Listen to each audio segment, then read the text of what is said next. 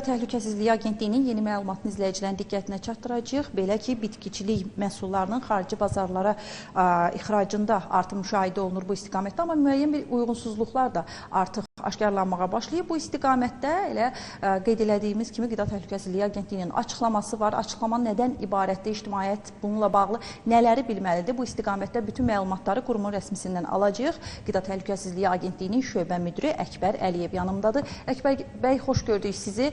Və həmin bu ixracla bağlı, bitkiçilik məhsulları ilə bağlı uyğunsuzluq nədən ibarətdir və eyni zamanda digər detallara da toxunaq ki, cəmiyyətin də məlumatı olsun. Xoş gördük.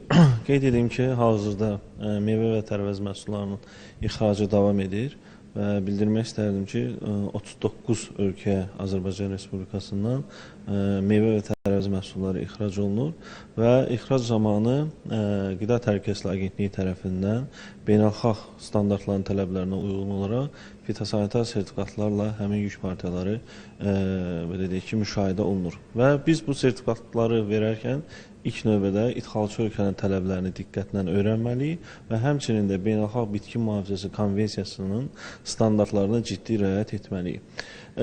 Bu ilə əlaqədar olaraq sizin efirdən də mən sahibkarlara müraciət edərək bildirmək istəyirəm ki, məhsullarını ixraca hazırlayarkən həm qeyd etdiyim standartların tələblərinə ciddi riayət etmələri, məhsulların mənşəyini dəqiq bizə təsbit verməli, yəni məhsullar hardan yığılıb, çünki qanunvericiliyə əsasən həmin təsərrüfatlar müvafiq qaydada qida təhlükəsizliyi qeydiyyatına alınmalı və orada vaxtaşırı fitosanitar monitorinqlər həyata keçirilməlidir.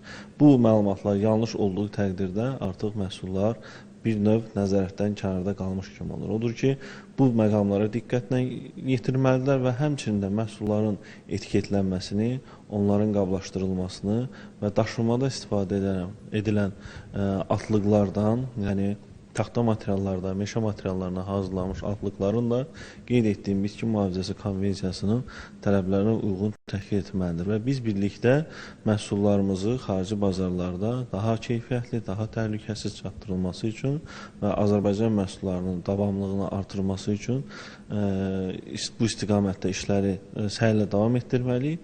Qeyd edeyim ki, ixrac coğrafiyasında genişləndirilməsi sayəsində agentlik davamlı olaraq işlərini aparır.